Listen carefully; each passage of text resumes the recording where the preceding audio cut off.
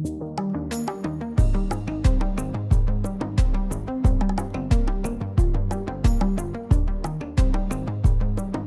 is the Worldly Wellbeing podcast. I'm Luke. And I'm Holly.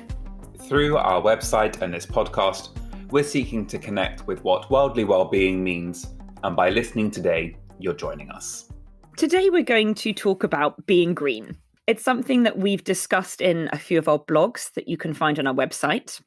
And we're going to look at the complexities and some of the challenges there are with caring for the well-being of our world, looking out for our environment and making changes in our own lives. So clearly this is a hugely topical issue. Climate change has been a topic of discussion for a number of years in particular, and recent protests around deforestation, around greenhouse gas emissions, around the aviation industry have all highlighted perhaps some of the major problems that we face when it comes to climate change. And now, as we are looking at a world that is going to be very different post-COVID-19, we have to start thinking about how we respond as consumers, but also as nations and as ginormous companies to these huge global issues that are facing us, like climate change. It's also really important to acknowledge that actually, as consumers, we hold a whole lot of power. As voters, we hold a whole lot of power.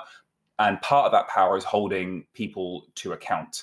Only 100 investor and state-owned fossil fuel companies are responsible for about 70% of the world's historical greenhouse gas emissions. That's a huge statistic. And it might feel that actually, therefore, we can't do much in the face of that. But we've got power to challenge our government to hold those corporations to account. It's quite scary to think how out of our hands the climate crisis can seem. And it's a great reminder that it's not just about the things we do in our own lives, but actually about petitioning, about trying to make changes among these big corporations and our governments as well. But I think equally, that doesn't mean we can sit back and not make any changes, because it might seem like a drop in the ocean. But when you've got billions of drops in the ocean, that does make a change. Yes, that awareness is so important. Being mindful of the issues and starting to make decisions that move the needle towards positive change. It's awareness, and it's also acknowledging, because we need to acknowledge what is happening to the world around us and what will happen if we don't make changes. I don't know about you, Luke, but I always feel like once you acknowledge that, you have no choice but to want to be part of the change. I can't imagine really understanding what's going on and then sitting back and doing nothing. Yeah, and there's huge power in acknowledging the issue as well. By acknowledging the elephant in the room, you're actually saying, I see you and I know that I have to tackle you as an issue. And there's actually a lot of power in that. I also think that people are waking up to the problem that faces us. They're, particularly the generation perhaps below ours, they are more mindful of issues around the climate and around global warming than we are, and certainly our parents' generation are. And that's really encouraging. That's really motivating to see that actually people are choosing to put the well-being of the planet and the well-being of other people above their own personal well-being. People are acknowledging that actually by making decisions for the climate, I know that my life will look different to the generation before me. But I think that willingness of self-sacrifice, that willingness to commit to protecting something that is as beautiful and as magnificent as our planet, that's really inspiring. It's really beautiful to see that in action. I suppose it's short-term losses for long-term gains. And that's about a mindset. Yeah, and a mindset shift is partly what this is all about. I remember my first engagement with issues around climate change was when a neighbour of mine started recycling. And this was before the council started handing out their own recycling boxes. And you if you wanted to recycle, you had to do it yourself. And then you had to go and take it to a local recycling place for it to be treated and sorted. And a neighbour of mine started doing this. And I probably was like 13 or 14 at the time. And I suddenly was like, actually, no, I want to be doing this too. I ought to be doing this too. And so I was, again, this precocious teenager that then demanded that my parents somehow start sorting out our rubbish, and we, as a family, we should take this more seriously. And so we had these old bins that we used to use as like toy bins, like toy storage, that then were kind of repurposed. They were blue and red, and they were repurposed and put into our garage. And these were, one was plastic and one was cardboard, and it was as simple as that. For me, that was my first step towards personal acknowledgement of my complicity with these issues, even at 13, 14.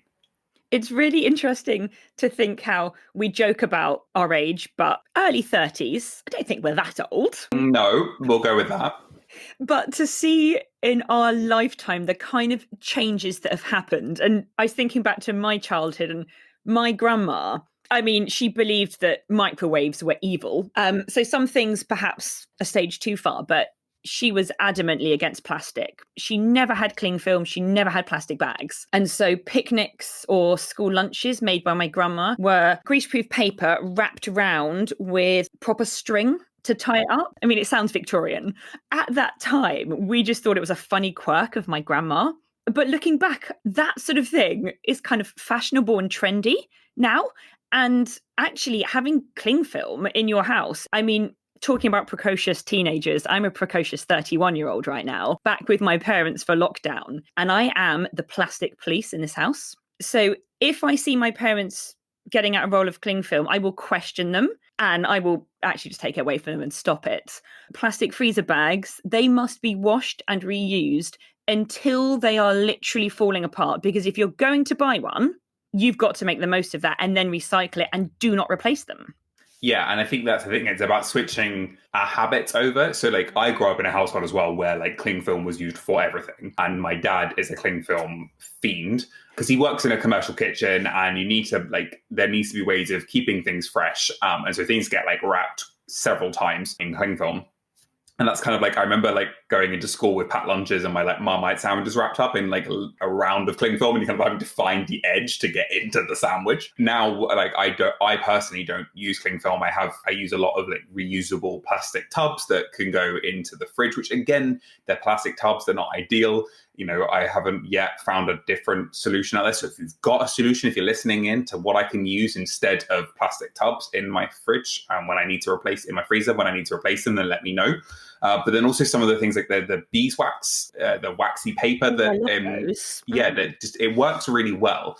I did accidentally submerge one of mine when I was washing it, so it kind of just has got a bit. Are you not supposed to submerge them? Well, I don't think you're supposed to mine did not like being fully submerged. And it kind of now like flakes a little bit. I mean, it's still fine. I'm going to use it until like it starts flaking in my food. You're right. It's about slowly changing habits. And it would be so stupid for us all go around our houses and completely throw away everything plastic, because that would defeat, it's already been made.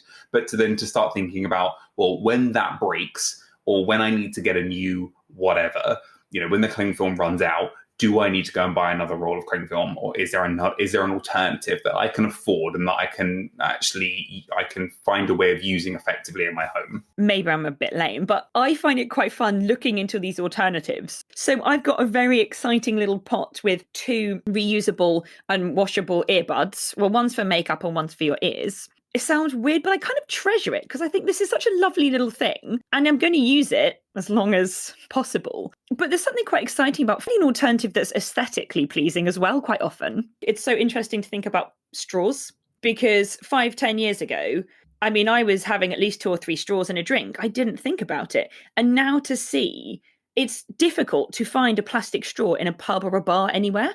It's a very small thing, but what a great change to have. Yeah, and that's when it's about personal accountability as well. It's about saying, do I need to have 3 straws in my drink right now? Because the flip side of the straw argument is that actually there are people out there that need to use straw because they have a physical disability, because paper straws just disintegrate within a few minutes and they can't therefore drink. And metal straws can be dangerous if you've got a physical disability that affect your motor skills. So plastic straws are actually needed for some people, but they're not needed for everyone. I know people that when they go out, they have their own metal straw. It does get to a point where I'm like, if I take another item of reusable cup or whatever in my bag, I'm going to need another bag. But maybe that's the kind of thing that we need to be considering more. It's like, well, actually, If I go and buy sushi and I'm given chopsticks again, and I throw those chopsticks away, why would I not just have some reusable cutlery that I can keep in my bag that I can use again and not have to throw away every time I get something when I eat out? So clearly this is a huge topic that we have lots to talk about and lots to share. So we have decided to split our conversation into 2 parts, and you can hear the rest of our conversation in our next instalment. In the meantime, please don't forget to review or rate us online, as this really helps other people to find our podcast. You can also get in touch with us via our website, worldlywellbeing.org, or on Instagram via our social media accounts @LocomotionLuca and @RoamAwayFromHome blog. We'd love to hear from you, and we'll be back next week with part 2.